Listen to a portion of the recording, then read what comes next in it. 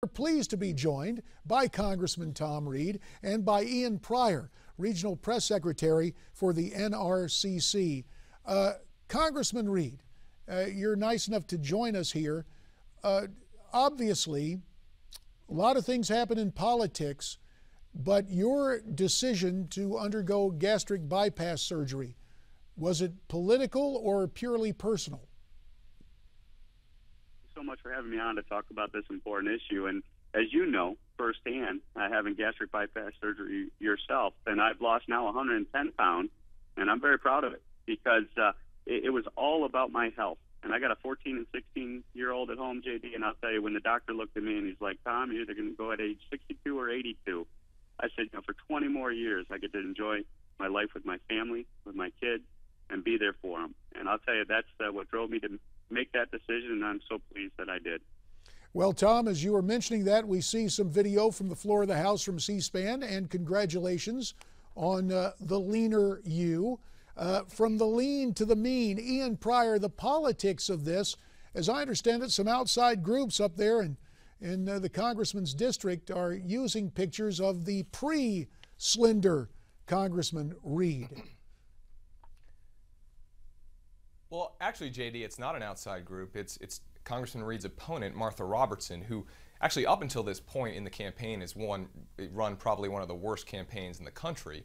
But she really outdid herself this time. It's her first ad on television, and front and center is a picture of Congressman Reed from, I believe, 3 years ago, when he was significantly heavier than he is today. And legalinsurrection.com, which is a conservative news organization up in the 23rd District, just reported that this is not an isolated incident from the Robertson camp. They have used these pictures on web advertisements, their website, on mailers, through social media, and quite frankly, it's despicable, and there's no place for it. Tom, I don't believe at least that same website, legalinsurrection.com, said that you had really not commented on the tactics of your opponent. One of the reasons we wanted to have you on this morning. What is your take? Well, I appreciate the opportunity to talk about this. And as millions of Americans face a health condition and deal with the weight issue day in and day out, just like I do and I have, I'll tell you, to see my opponent use it politically, it's just offensive. And it's offensive to millions of Americans who deal with this situation. And I empathize with them. I know it's a struggle. It's a struggle I've faced my entire life. And I made a decision to make sure that my health was a priority. And for them to use it politically is just the nature of the extreme partisan politics that Martha Robertson represents, and it's offensive. Ian, let's get back to the politics and what they're saying in Washington about Tom Reed's race for re-election. With his Democratic challenger using this, there are those of us outside who say, gee, she must be pretty desperate. What is the assessment on Congressman Reed remaining the congressman this November?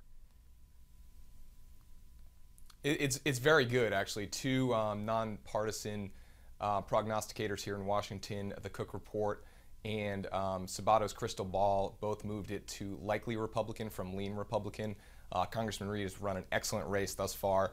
He really represents the people in the 23rd District and is doing a great job there. Martha Robertson, I'm not sure if people are familiar, but her first campaign appearance was a fundraiser with a convicted child molester. And then later on, about a month and a half later, she sent out a fundraising email where she accused GOP operatives of trying to take over her website.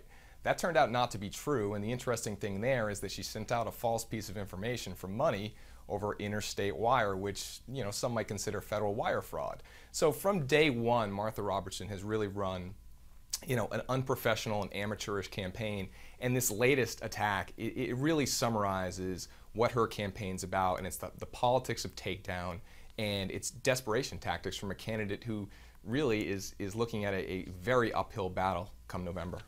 Tom Reed, we talked about it earlier, and one thing I noticed in the wake of my own gastric bypass, as the weight started to come off, the energy level raised exponentially. As you're back home campaigning around the district, are you finding you have a lot more energy to get the people's business done?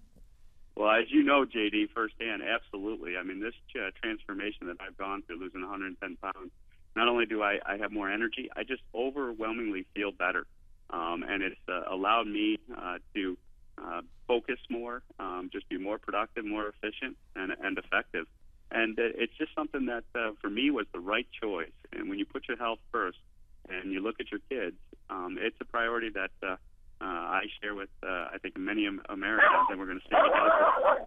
Well, it sounds like some of the family pets, Tom, are trying to get into what you used to have for lunch, pal. But we know you're on that strict diet now, as I have been in the past. We wish you well in the race as you're dealing with the canines out there at home in New York. And we'll let the last word go to Ian Pryor. Tom and I are not alone in gastric bypasses. We know that Governor Chris Christie likewise underwent a gastric bypass. Do you expect other candidates to end up being attacked over their personal size, or has Ms. Robertson's campaign made a misstep that will discourage such attacks in the future, Ian? Well, you know, it's interesting that you bring up Governor Christie, because this is an attack that John Corzine used in 2009, and that obviously didn't go too well for him. You know, I think that people that want to emulate a congressional campaign are not going to choose the Martha Robertson for Congress campaign to do so.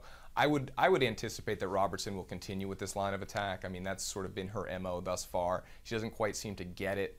But I don't think that, well, I would certainly hope that other campaigns don't use this disgusting tactic. And on that note, we'll wrap it up. Ian Pryor at the NRCC and Congressman Tom Reed, who has traveled down the same road as yours truly. Gentlemen, we thank you both for your time and for your perspective, and we'll visit with you again soon.